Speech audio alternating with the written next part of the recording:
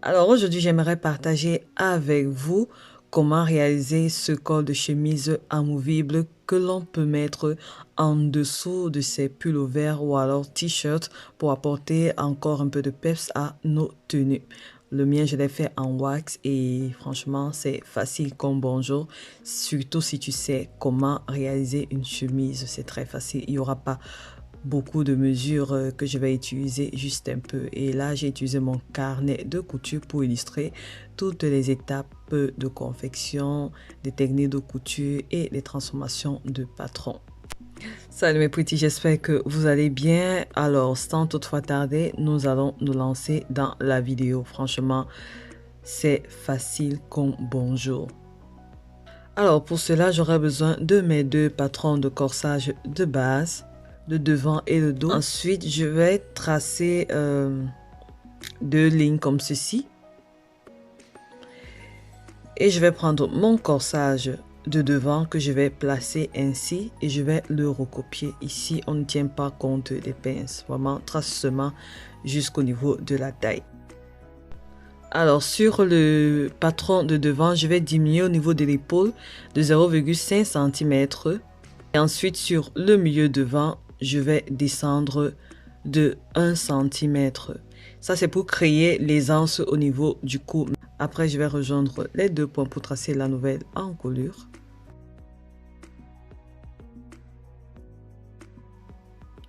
Ensuite, je vais mesurer cette partie sur mon corps, ma carrure de devant. Et je vais diviser tout ce que j'aurais trouvé à ce niveau par 2. Et c'est cette mesure que je vais venir placer sur cette ligne, sur la ligne d'épaule. Ensuite, je vais déterminer la longueur de mon col de chemise. Ici, ça dépendra de tout un chacun. Ça peut être court, ça peut être plus long. Moi, j'ai pris 40 cm. Donc, je vais tracer, je vais marquer 40 cm à partir de la ligne d'épaule et je vais tracer un rectangle. Voici à quoi le tracé doit ressembler. Ensuite, je vais venir sur le côté vers le bas. Vraiment, ici, c'est juste pour donner la forme. Je vais remonter là de 2 cm et demi à 3 cm et je vais tracer une courbe allant jusqu'au milieu de devant. N'hésite pas à placer ton cran d'attache qui va permettre d'attacher sur le côté. Moi, je suis remontée de 9 cm par rapport à ma longueur.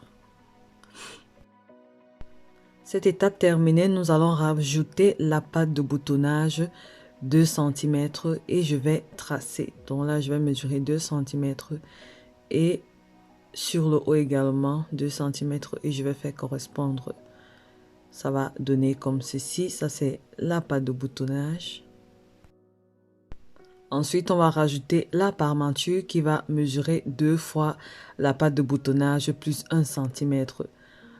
Ce qui fera 5 cm pour la valeur de la parmenture. Donc là, c'est la parmenture. Et voici tout le patron terminé. Facile comme bonjour. Si tu sais faire une chemise, tu n'auras qu'à délimiter au niveau de ta carrure de devant, c'est tout. Le patron de devant terminé, nous faisons pareil pour le dos. Je vais placer mon patron comme ceci. Et je vais diminuer au niveau de l'encolure juste pour créer de l'aisance. La même valeur que j'ai diminué sur l'épaule de devant, 0,5 cm. Je fais pareil pour le dos. Et sur le milieu dos, je diminue de 0,25 cm. Et je vais retracer l'encolure.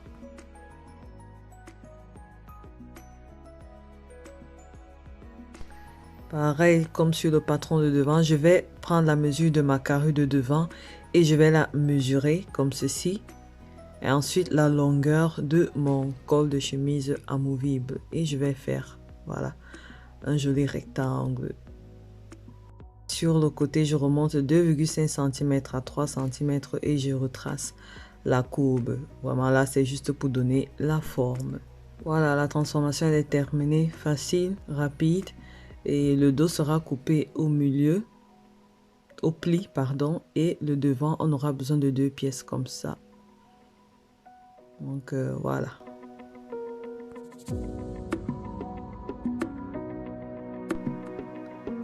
Voilà, j'ai fini de découper les patrons. On a le devant et le dos.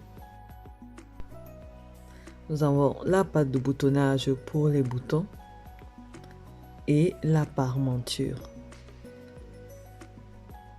Alors pour plier ceci, il faudra d'abord plier la parementure en deux et ensuite replier sur la patte de boutonnage.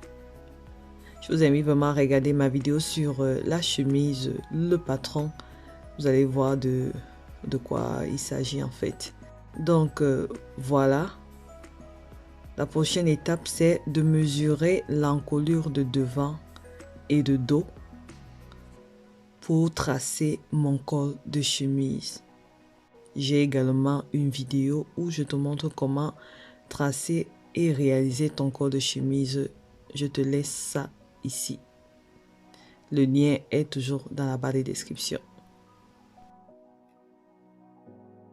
Alors voici mon patron à taille réelle.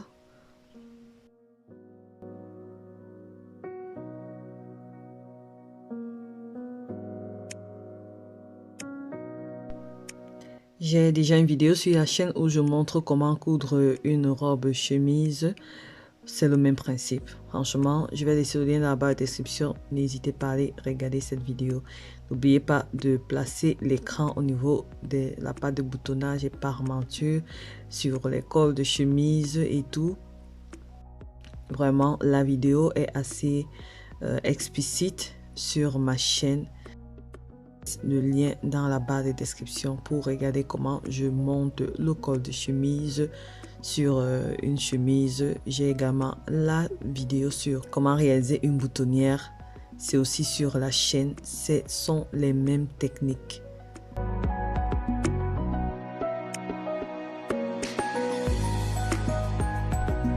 Alors, lorsque j'ai monté mon col, il ne me reste plus qu'à faire mes ourlets sur les côtés, là, les deux côtés et sur le bas.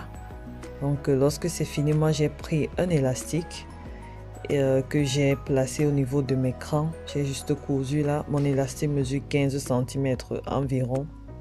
13 c'est bon. Bon, ça dépendra aussi de votre corpulence. N'hésitez pas à essayer. Donc j'ai cousu l'élastique de part et d'autre. Et c'était tout des deux côtés. C'est juste pour que ça tienne un peu. Si vous n'avez pas d'élastique, vous pouvez faire des attaches avec le même tissu des deux côtés, genre comme deux ficelles que vous allez attacher et c'est bon.